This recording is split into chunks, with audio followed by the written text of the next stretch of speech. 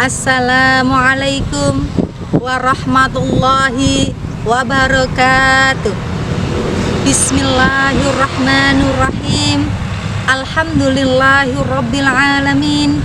Wabihi nasta'in ala umuri dunya waddin. Assalatu wassalamu ala asrafil anbiya'i wal mursalin sayyidina wa maulana Muhammadin wa ala alihi wa sahbihi ajma'in, amma ba'du. Yang terhormat Bapak Ketua PGRI Kabupaten Banyumas, beliau Bapak Sarno SPD SHMSI beserta dengan segenap pengurusnya. Yang kami hormati Ketua PGRI Cabang Sokaraja, beliau Bapak Pujiono SPD beserta dengan segenap pengurusnya. Dan yang saya banggakan, seluruh ketua dan anggota PGRI secabang Kabupaten Banyumas, rahimakumullah.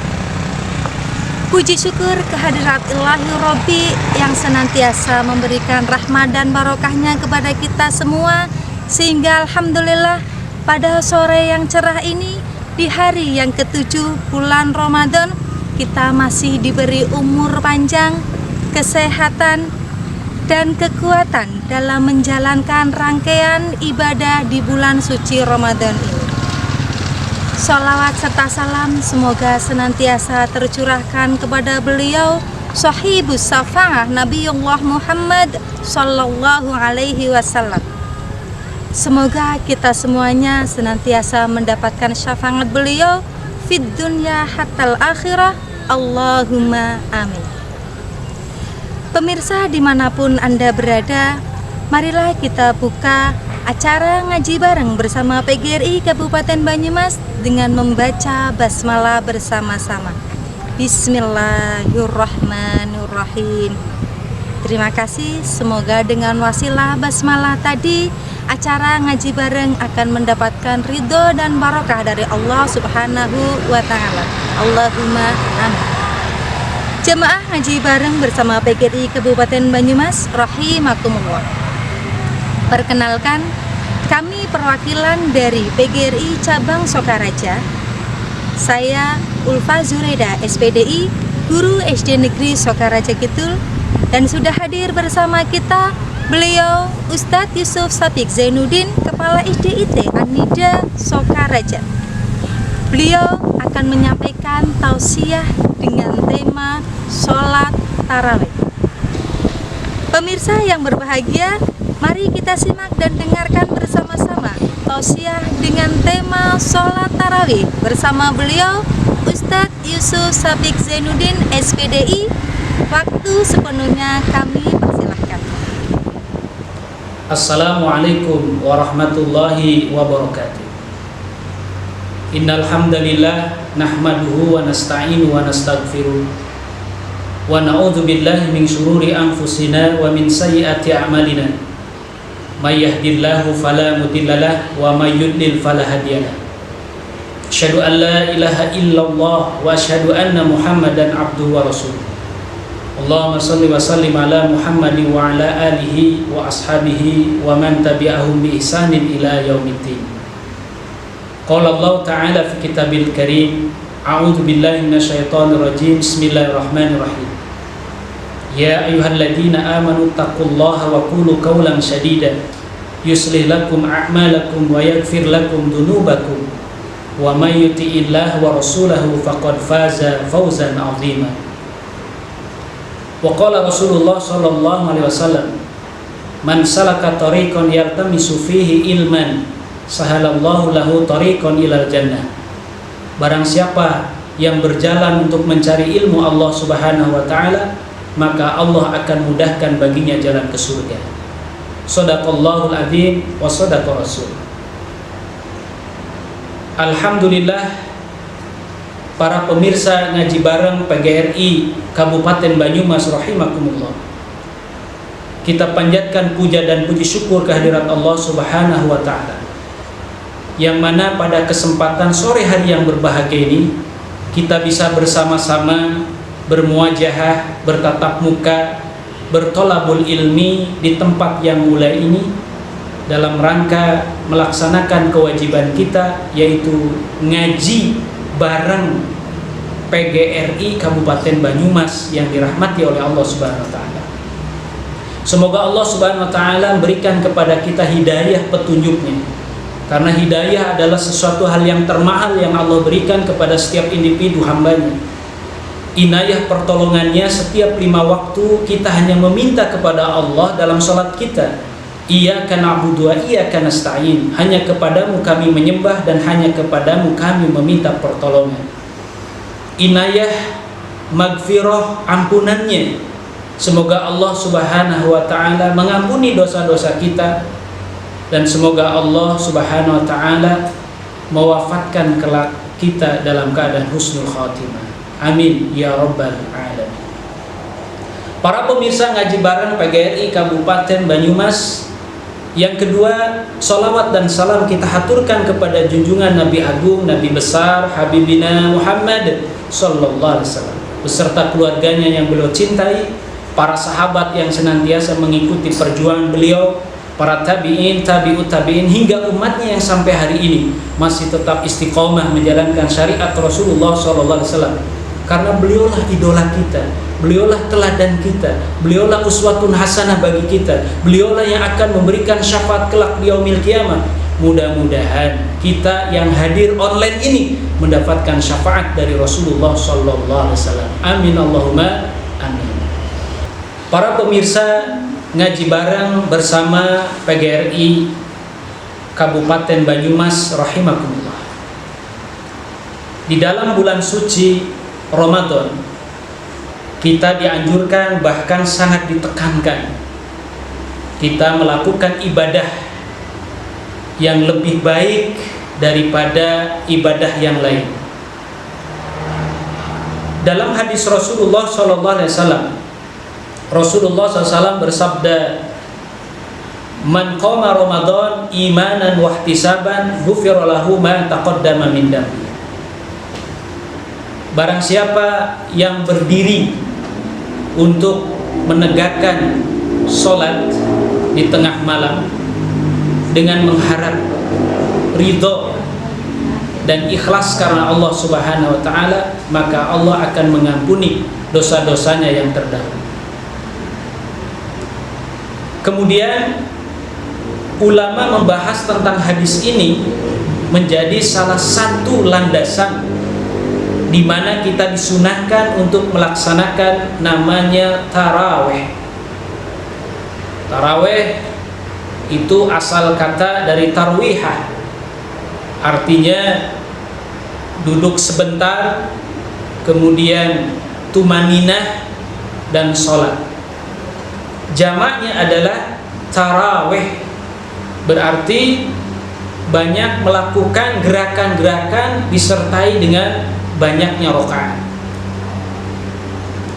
Pada kesempatan kali ini saya akan menyampaikan sebuah tentang sejarah sholat tarawih.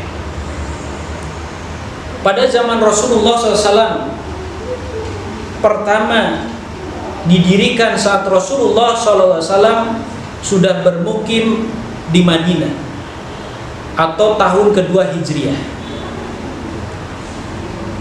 Namun pada waktu itu Nabi SAW tidak sholat tarawih, tapi sebutannya adalah qiyamul lail. Bahwa hal yang masyhur kita ketahui dalam hadis Aisyah radhiyallahu anha, salah satu istri Nabi Muhammad SAW, Rasul sholat qiyamul lail di Masjid Nabawi. Namun di malam ketiga beliau tidak menuju ke masjid. Pertama kalinya Nabi sholat di masjid jumlahnya cukup banyak. Kemudian hari kedua tambah banyak. Kemudian hari ketiganya ditunggu-tunggu oleh para sahabat, Rasulullah SAW tidak muncul. Kemudian keesok harinya, lalu para sahabat bertanya, kepada Nabi, "Wahai Nabi, kok hanya 2 malam saja melakukan qiyamul lail?" Kemudian Rasulullah SAW menyampaikan, mengkhawatirkan jikalau kemudian suatu amalan yang beliau lakukan diikuti oleh umatnya dan takut atau bisa diwajibkan oleh Allah pada umatnya. Jadi pada intinya, kalau ini tarawih ini diwajibkan, tentu akan memberatkan umatnya kelak. Inilah kearifan Rasulullah SAW. Kemudian berjalannya, beriringnya waktu, maka dari kepemimpinan Khalifah Abu Bakar Siddiq tidak ada tarawih. Mulai dari periode Nabi sampai Abu Bakar Siddiq itu sudah tidak ada tarawih dan diperintahkan di rumah masing-masing atau di kediaman masing-masing. Nah, kemudian salah satu sahabat Nabi yaitu Khalifah Umar bin Khattab yang cukup revolusioner pada saat itu, bertepatan di bulan suci Ramadan, banyak orang yang berkelompok-kelompok melakukan ibadah. Ada yang sendiri-sendiri di masjid tersebut, ada yang berkelompok, ada yang sendiri. Kemudian Umar berpendapat, kalau sekiranya saya kumpulkan orang-orang yang sendiri-sendiri itu atau berkelompok-kelompok itu untuk sholat tarawih berjamaah, itu akan lebih dahsyat dan akan luar biasa. Para pemirsa ngaji bareng bersama PGRI Kabupaten Banyumas yang dirahmati oleh Allah Subhanahu wa taala, Umar menunjuk sahabat Rasulullah SAW, Ubay bin Ka'ab. Kalau kita lacak dari jalur Qura bersambung kepada Ubay bin Ka'ab itu, para pakar bacaan Al-Quran sanadnya mulai dari Ibnu Katsir, Al-Mujahid sambung kepada Ubay bin Ka'ab. Jadi Ubay bin Ka'ab itu adalah ahli Qura, ahli qiraah yang dipercaya menjadi imam tarawih ya oleh Umar bin Khattab. Jamaah yang dimuliakan oleh Allah. Kemudian ketika sudah berjalannya tarawih ini, maka Umar memiliki pernyataan dalam maqalahnya, nikmal bid'ah hadhi, nikmat bid'ah, hal yang seperti inilah yang dilakukan secara baik. Tinjauan dalam agama kita, apakah bid'ah itu salah? Jawabannya tidak salah. Karena Rasulullah SAW bersabda, "Alaikum bisunnati wa sunnati khulafaur rasyidin al-mahdiyyina min ba'di." Jadi beliau meninggalkan sunnah khalifah ar-rasyidin. Kita tahu yang masyhur ya, kekhalifahan Rasul ada 4 ya, ada Abu Bakar, ada Umar, ada Utsman, ada Ali karramallahu wajhah. Nah, kita mengikuti tradisi 4 khalifah ini secara tidak langsung, berarti mengamalkan sunnah Nabi Muhammad SAW dan khalifah yang keempat. Jadi tidak ada bertentangan lagi. Oleh karena itu, jawahir ulama sepakat atau mayoritas ulama sepakat bahwa sholat tarawih berjamaah lebih baik daripada sholat tarawih munfaridan, yaitu sendiri. Maka kita sebagai umatnya Rasulullah SAW untuk senantiasa melakukan yang terbaik di sholat tarawih ini. Karena kita tahu bahwa keutamaan sholat tarawih yang tadi sudah kami sampaikan akan menghapus dosa-dosa yang terdahulu. Kemudian bagaimana hitungan sholat tarawih di zaman Nabi Muhammad SAW dan Umar bin Khattab atau khalifah yang lain? Kalau di zaman Nabi itu 8 rakaat, dan di zaman Khalifah Umar dan seterusnya itu 20 rakaat. Alasannya apa? Kok ada 8, kemudian witir 3, ada 20, witir 3? Walaupun witir itu tak terbatas, karena Rasulullah SAW ketika beliau mengimamin pada waktu itu 1 rakaat 5 juz. Kemudian di zaman Khalifah Umar bin Khattab, bagaimana supaya 5 juz itu dibagi menjadi 2 rakaat, berarti 2,5 ya, dan 2,5 jadi 5 juz. Ya, idealnya jumlah rakaat itu, penambahan itu sebenarnya ingin seperti Rasulullah SAW, tapi kenyataannya karena pada waktu itu para sahabat itu kelelahan ya di dalam melaksanakan ibadahnya, maka ditambahlah rakaatnya. Berbicara tentang rakaat sholat tarawih di zaman Rasulullah SAW, itu riwayat dari Aisyah radhiyallahu anha. Jadi Rasulullah SAW 8 rakaat, kemudian witir 3 rakaat. Kemudian di masa Khalifah Umar bin Khattab itu 20 rakaat, kemudian witir 3 rakaat. Dan perkembangan saat ini juga sudah dilakukan hal itu. Misalnya di Arab Saudi itu 23, di Madinah bahkan 35. Bukan permasalahan rakaatnya, tetapi saat ini apakah umat Islam mampu mendirikan sholat sebanyak itu? Terkadang kita di masyarakat yang diperdebatkan adalah jumlah rakaatnya. Yang harus dipermasalahkan adalah orang sholat tidak dalam hal tarawih itu. Mungkin itu yang perlu kita permasalahkan, bukan permasalahan jumlah daripada rakaatnya itu. Jamaah para pemirsa ngaji bareng bersama PGRI Kabupaten Banyumas rahimakumullah. Demikian yang bisa kami sampaikan pada kesempatan sore hari yang berbahagia ini. Kesalahan dari saya pribadi, kebenaran dari Allah Subhanahu wa taala. Wallahu muwaffiq ila aqwamit thoriq. Nasrun minallah wa fathun qarib. Wal afu minkum. Wassalamualaikum warahmatullahi wabarakatuh.